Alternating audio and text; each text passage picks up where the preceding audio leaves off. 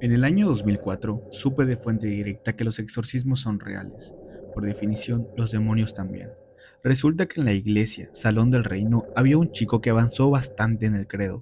Sin embargo, un día se alejó y no halló nada mejor que involucrarse en el espiritismo. Al principio el tarot, después la ouija, y así fue avanzando, leyendo copias de grimorios como el libro de San Cipriano o la clavícula de Salomón. La cosa es que terminó contactando a un sacerdote espiritista, finalmente un hechicero practicante de magia negra, el cual lo inició en las artes ocultas, y llegando a cierto punto, le advirtió que de dar el siguiente paso no podría arrepentirse ni dar pie atrás, además de pedir una gran cantidad de dinero. El amigo en cuestión aceptó, y el tipo este le dio un anillo y le pasó los dedos por los ojos, y le dijo que le rasgó el velo, pudiendo ver ahora seres espirituales, además de cómo vemos el común de los mortales. Junto con eso, el anillo traía el poder de ordenar a dos de estos seres lo que básicamente él quisiera, además de que iban a estar con él en todas partes. Un día, por razones que la persona que me contó esto nunca me explicó, el tipo se arrepintió y decidió dar vuelta atrás. Fue donde el sacerdote le entregó el anillo y le dijo que hasta ahí llegaba. Acto seguido fue a la iglesia y estando sentado allí comenzó a ver que desde entre medio de las baldosas se colaban demonios que iban a buscarlo. Salió corriendo despavorido a casa, donde entró a su cuarto y encontró el anillo que le había dejado al brujo. No volvió a salir de su habitación. Se corrió la noticia de la desgracia y acudieron sacerdotes de diferentes religiones, católicos, evangélicos, testigos de Jehová y otros de corte protestante.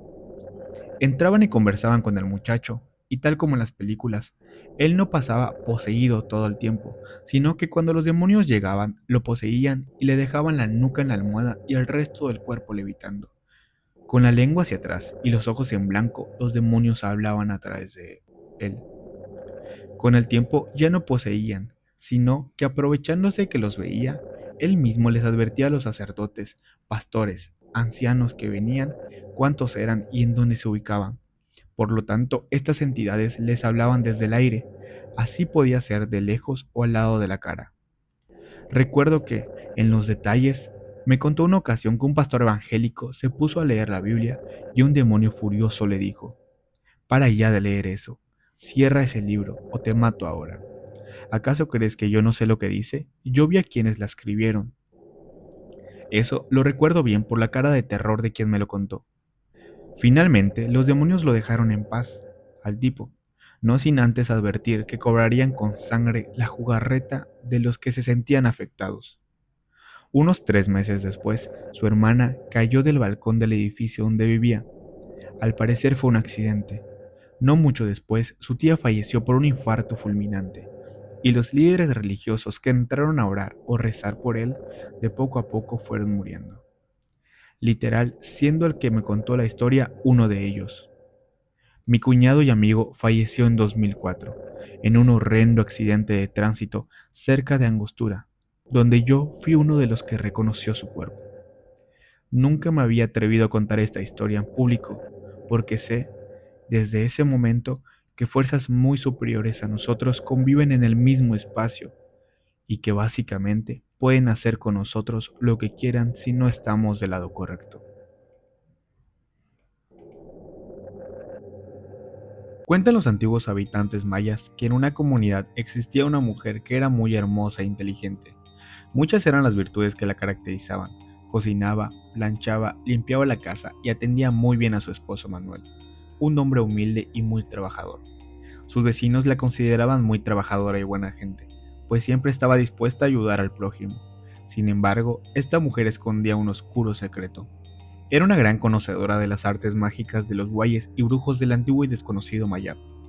Los días martes y jueves eran los preferidos por esta mujer para convertirse en algún ser terrorífico antes de salir a las calles de la comunidad y otras poblaciones vecinas del estado a espantar e infundir el temor entre los pobladores. Para no ser descubierta por el ingenuo de su marido, la hechicera esperaba hasta que se durmiera para untarle en la nuca una poción mágica que hacía con epazote y otras poderosas hierbas, que ocasionaba que Manuel no despertara sino hasta la mañana siguiente. La poderosa hechicera poseía el poder de convertirse en cualquier ser maligno como el Huaychivo, Huayquequén guaymis y otro tipo de guayas. Sin embargo, la forma que prefería adquirir era la de una mestiza con cabeza de animal para deambular por las calles oscuras y asustar a las personas, hasta causarles ataques de nervios, o bien la de una mestiza que podía quitarse la cabeza delante de los que se encontraba por las noches. No les hacía ningún daño, solo se divertía asustándolos. Eso dicen, aunque hay otras versiones. En una ocasión, la bruja fue perseguida por un misterioso hombre al que apodaban Tiraguay, que significaba cazador de brujos, y quien la venía persiguiendo el rastro desde meses atrás, sin dar con su paradero. Entonces, sin que la mala mujer se diera cuenta, la vio entrar a la casa que compartía solo con su esposo Manuel, ya que no tenían hijos. Al día siguiente, el Tiraguay esperó que el hombre se dirigiera a su trabajo como cargador de pencas de Nequén en una antigua hacienda de Yucatán. En ese lugar, el hábil cazador de seres sobrenaturales se acercó a Manuel y le contó lo que su esposa acostumbraba hacer durante las noches, de los martes y jueves de cada semana. El trabajador se negó a creer lo que el extraño sujeto le decía, pero Tiraguay le dijo que se lo comprobaría, pero tenía que seguir ciertas indicaciones. Manuel aceptó debido a que quería comprobar si era verdad. Entonces el cazador le dijo que debía bañarse a manera de purificación con agua virgen traída de algún cenote o gruta, y debía mezclarla con hojas de hierbabuena, y que cuando la noche llegara debía untarse en la nuca y ojos una pomada que él mismo le proporcionó para no caer en el hechizo de esa mujer. Manuel siguió las indicaciones al pie de la letra y al llegar la noche de un martes se untó la pomada en la nuca y los ojos. La hechicera, desconociendo lo que se tramaba en su contra, siguió con su malintencionado pasatiempo: asustar gente en los pueblos cercanos. Se acercó a Manuel, que se hacía el dormido, y le untó la poción de hierbas que había preparado para adormecerlo profundamente, pero el hombre no cayó esta vez en la brujería, pues ya se había aplicado el antídoto. El pobre esposo logró ver cómo su mujer salía al patio de la casa a dar brincos eufóricamente. Al mismo tiempo pronunciaba palabras extrañas en un antiguo idioma solo conocido por los brujos, mezclado con maya.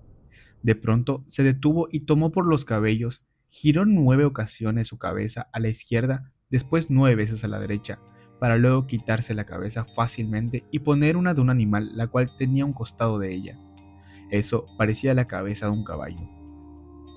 Su cuerpo seguía con vida, pero su huipil se manchaba con sangre fresca que emanaba de forma abundante de su organismo. Entonces se disponía a realizar sus fechorías.